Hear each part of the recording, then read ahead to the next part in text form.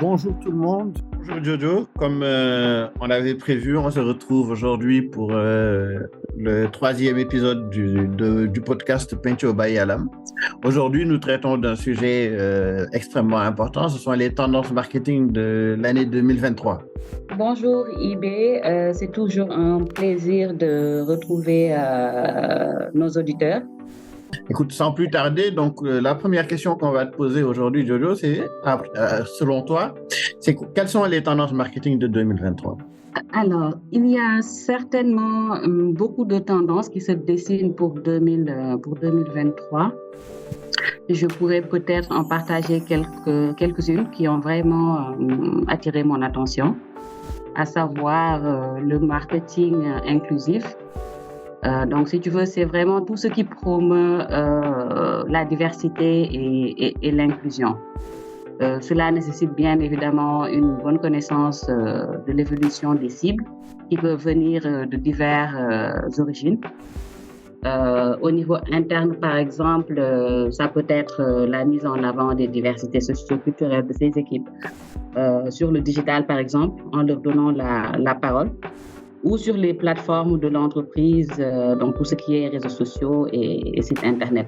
Et l'idée derrière, c'est vraiment de faire de ces équipes-là et de ces partenaires des ambassadeurs de l'entreprise. Au niveau externe, ça pourrait être l'engagement vers les minorités. Quand je parle de minorités, je pense aux femmes, aux enfants, aux personnes vivant avec des situations de handicap. C'est vraiment leur donner la parole dans des campagnes de communication parce qu'ils font aussi partie des cibles, ils font partie de la communauté. Je peux citer l'exemple d'une marque de cosmétiques, Yves Rocher, que tout le monde connaît, qui a l'habitude de mettre dans ses campagnes de communication des personnages qui viennent de divers horizons, des Africains, des Européens, des Asiatiques, parce que justement, ils sont présents dans ces différents marchés-là. Absolument. C'est très vrai. En fait, c'est l'inclusion finalement de toutes les cibles dans les stratégies. Exactement, c'est ça. Pour la deuxième tendance, je pense au marketing expérientiel. Dans expérientiel, on entend expérience. Donc, vraiment, faire vivre à ses clients une expérience utilisateur, mais qui est vraiment basée sur la marque et pas seulement sur le produit. Cela peut se faire lors d'un événement ou à travers un jeu concours. Là, ce qui me vient à l'idée, c'est d'organiser pour une marque agroalimentaire un concours culinaire avec comme ingrédient principal un produit de la marque. Je peux donner l'exemple du beurre, l'exemple de la crème fraîche ou encore du lait. Okay. Et tout simplement, dans un autre secteur qui est plus orienté digital, nouvelles technologies, c'est proposer une expérience immersive pour une entreprise qui évolue dans ce qui est 3D. Voilà. Bon, maintenant, on a l'habitude de dire que les gens n'achètent plus un produit. Ce qu'ils achètent, c'est une expérience. Exactement. C'est tout à fait vrai. Et justement, d'où l'importance de vraiment intégrer ce marketing expérientiel-là dans toutes les stratégies des entreprises. Et vraiment, je vais finir par une tendance qui est un peu plus précurseur, surtout ici chez nous. C'est l'intelligence artificielle au service du marketing d'influence, qui est un concept qui offre vraiment d'énormes possibilités aux entreprises.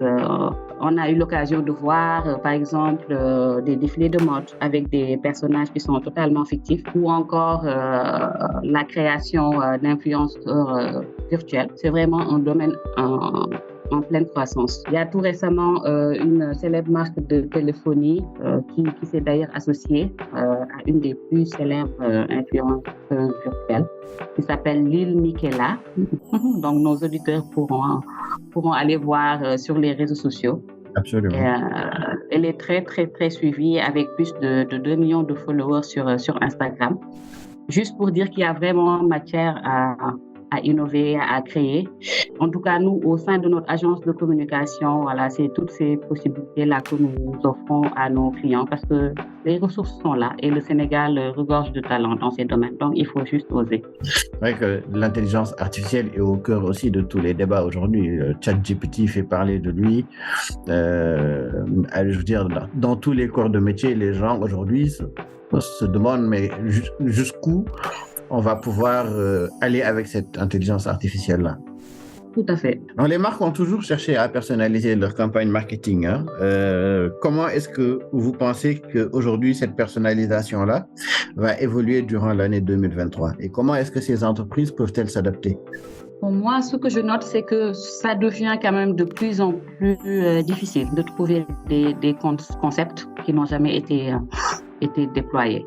Donc, ça devient difficile de personnaliser ces campagnes de communication, notamment dans le secteur des produits de masse qui sont vraiment destinés au grand public. Donc, c'est une vraie course à la créativité et aussi à la recherche de l'inédit. Ce que je dis tout le temps, c'est que la meilleure inspiration que nous, marketeurs, pouvons avoir, ce sont nos clients, nos cibles. Après, c'est vrai que c'est important de s'ouvrir aux nouvelles technologies. Nous avons donné l'exemple de quelques outils, notamment digitaux, pour pouvoir se démarquer. Je pense qu'en 2023, on pourrait quand même assister à de belles innovations avec la publicité interactive. Et si je devais partager une recommandation avec les entreprises, je leur donnerais vraiment cette recette. Se recentrer sur le client et utiliser à bon escient toutes les possibilités que nous offre la technologie de nos jours. J'espère qu'ils l'entendront et qu'ils mettront ça en œuvre très rapidement. Donc, les entreprises aussi utilisent de plus en plus les réseaux sociaux. Aujourd'hui, c'est vraiment, on ne peut plus faire sans les réseaux sociaux. Et vous, comment est-ce que vous voyez l'évolution de l'utilisation des réseaux sociaux par les marques? Pour moi, je sais que tu es aussi un spécialiste du digital. Peut-être après, tu nous donneras aussi ton avis là-dessus. Mais pour moi, le digital restera un canal de communication de choix dans la stratégie marketing des entreprises. En fait, c'est l'un des rares supports qui offre ce niveau d'interaction avec la cible, cette proximité, mais surtout cette facilité à mesurer l'impact d'une campagne de communication. Parce que nous, c'est vraiment des données qui sont importantes dans le marketing pour voir à la fin d'une campagne, voilà, savoir si la campagne a bien marché, si on a eu un retour sur investissement. Et ce canal-là, voilà, nous l'offre parfaitement. Malheureusement, les réseaux sociaux peuvent aussi être contre-productifs et peuvent porter atteinte, je dirais, à la crédibilité et à l'image de la marque. Je prends l'exemple de partage d'expériences négatives que peuvent faire les clients. Donc, il est vraiment important d'assurer un service clientèle de qualité et de pouvoir bien gérer sa e-reputation. Par rapport à l'évolution de l'utilisation des réseaux sociaux en 2023, je pense plus aux opportunités que peut offrir la réalité augmentée avec tout ce qui est publicité interactive et très créative, notamment pour l'univers des jeux digitaux. Mais écoute, de toute façon, comme tu viens de terminer sur un sujet qui est très intéressant, qui est le sujet de la gamification et de la réalité virtuelle, on va dire mixée avec effectivement les jeux interactifs. Ouais. Un peu plus tôt, tu as parlé du potentiel énorme que le digital offrait en termes d'interactivité entre la marque et son consommateur. Ce sont des vrais sujets, mais je pense que à l'heure où on parle, les marques utilisent ce potentiel à peine 5%, parce qu'il faut le dire. Les marques ont un mode de fonctionnement qui est celui de la publicité, qui est celui qu'ils connaissent le mieux. D'accord? Et ils l'ont répliqué dans le digital exactement comme ils ont l'habitude de le faire sur d'autres supports. D'accord? Et très souvent, ils oublient de faire intervenir finalement toute cette masse de consommateurs qui les suit, de les faire intervenir dans les processus de création de leurs produits, dans les processus de validation on va dire, d'une option ou d'une autre. D'accord? on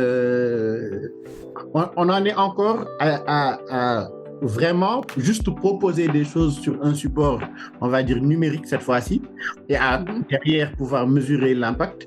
Mais on n'en est pas encore arrivé au véritable point où on fait participer l'internaute à finalement définir ce que la marque va lui offrir. Et je pense que de ce point de vue-là, les marques ont beaucoup à faire parce que le potentiel est énorme. Si votre client participe à faire le produit que vous allez lui vendre, je veux dire, c'est le jackpot assuré parce que c'est son produit, il l'a designé avec vous. C'est très juste. Ouais. Très peu de marques utilisent encore ce potentiel-là. Et aussi, tu as parlé d'un sujet aussi qui est le sujet de la e-réputation. Et je regardais encore ce matin un journal européen et le problème qui était soulevé, c'était le problème des avis négatifs sur Google My Business. Où parfois, ce ne sont même pas des consommateurs qui vont écrire ces avis, mais ce sont vos propres concurrents qui viennent écrire des mauvais avis sur vous. Bien sûr. Donc, il y a un véritable travail à faire en matière de gestion de la e-réputation. Et je pense que dans nos environnements, c'est encore un sujet qui n'est pas encore pris véritablement au sérieux. Donc, on a beaucoup aussi entendu parler des 4 P. Aujourd'hui, on parle de 6 P, on entend parler de 7 P. Qu'est-ce que tu peux nous en dire? Oui, il faut dire que le marketing est vraiment en perpétuelle évolution. Il y a constamment de nouveaux concepts, de nouvelles techniques. Les 4P sont vraiment la base. Mais certains experts ont jugé important de mettre le focus sur d'autres aspects, même si, à mon avis, ces aspects-là sont déjà pris en charge dans les 4P. Bon, on parle de personnel. C'est tout ce qui est attitude commerciale, relations clients. On entend parler aussi de processus, donc tout ce qui est maîtrise du service de vente. Ce sont des éléments qui sont vraiment importants dans la stratégie marketing d'une entreprise. Et je pense que c'est la raison pour laquelle ces experts-là ont vraiment jugé utile de les sortir et de les mettre à part. Après, on a tout ce qui est physical. Le physical, c'est très important de nos jours parce que c'est tout ce qui est attrait à l'environnement de l'entreprise, oui, mais en relation directe avec le parcours client. Je peux donner comme exemple l'ambiance des locaux d'une entreprise, le service accueil, le design d'un site web. En fait, le but, c'est de faire vivre une belle et agréable expérience au client dès son premier contact avec l'entreprise, en fait. Et ceci jusqu'après son acte d'achat. Donc, ce qu'il faut se dire, c'est que normalement, tout doit être compris dans les 4P si on fait une bonne stratégie marketing. Mais parfois, dépendant du domaine d'activité et dépendant des objectifs, c'est aussi important de prendre en considération ces autres P-là et qui peuvent demain évoluer. Là, on est à 7, mais peut-être qu'on parlera de 8 ou même peut-être même au moment où je vous parle, on parle de 8, 9 P. Okay. Donc, ce qu'il faut noter, c'est vraiment une évolution perpétuelle et c'est très légitime. Très bien. Écoute, Jojo, c'était vraiment un plaisir d'avoir cette discussion avec toi sur les tendances de l'année 2023. Écoute, tout le plaisir est pour moi. Je pense que c'est aussi important de partager un tant soit peu nos compétences et puis nos connaissances dans les domaines dans lesquels nous évoluons.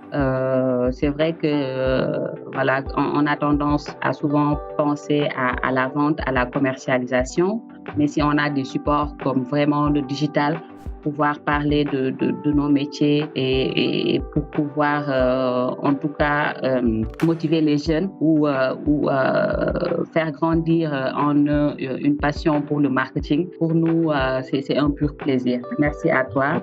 Et on se donne rendez-vous le mois prochain pour bien sûr pour une autre thématique. Bien sûr, absolument. Merci à vous d'avoir suivi cet épisode de Pentio by Yalam. On se retrouve le mois prochain pour un nouvel épisode.